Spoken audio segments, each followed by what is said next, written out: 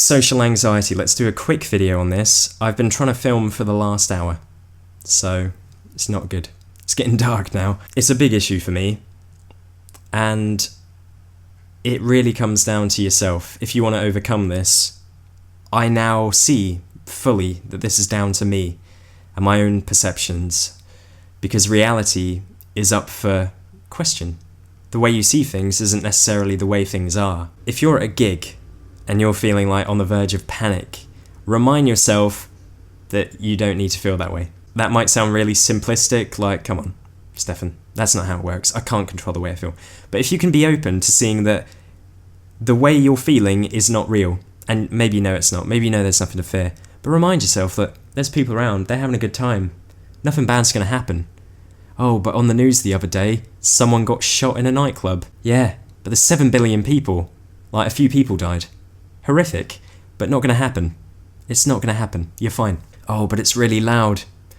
Like, you can be uncomfortable with a situation. Like, no one likes to stand on the tube face to face with another person at 5 PM when everyone's leaving off work. But it doesn't have to spell danger and oh my god. But the reason that you are so anxious in these situations is because you don't feel comfortable in your own skin. So that's the thing that you need to work on. Low self-esteem, feeling paper thin when people look at you, you know, what are they thinking? Don't know, but you can't control it. They're probably thinking you look cool. They probably think, man, that t-shirt's nice. I wonder where he got it. Maybe they're not even thinking about you, they're just looking in your direction, but you become super paranoid because your head's on the ground, but you can feel these eyes. Maybe you chance a glance and they're not even fucking looking at you. They're reading a newspaper. Our mind can really play tricks on us, and you have to remind yourself with CBT techniques again that it's not real.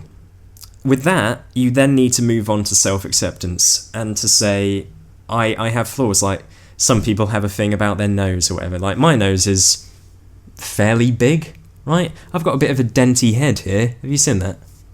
I tend to normally only make a video facing this way, but when the light shines, it looks like I've got hit in the head with a ball, and I was once, so maybe that actually did cause it. Be comfortable, because people can see that, right? If I'm out, and I'm conscious that I've got a big nose, people are going to look, so you can't change that. Be okay with people looking at your big honker.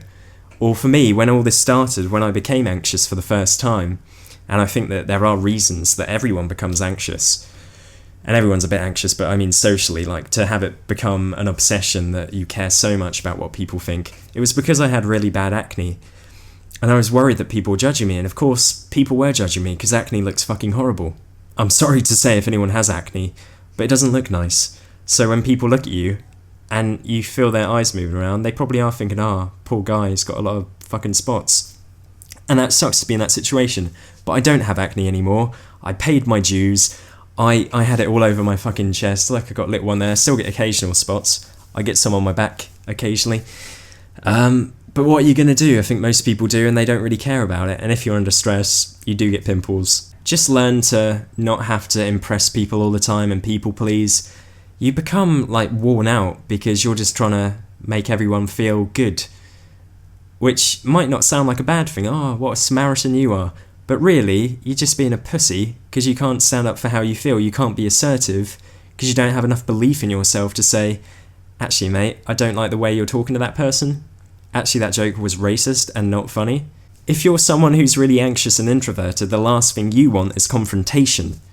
So maybe don't make a racist joke or say something really opinionated about how you're an atheist in front of a load of Catholics. But you can state your opinion. If someone says, did you watch the football game the other day? Say, no, I don't watch football.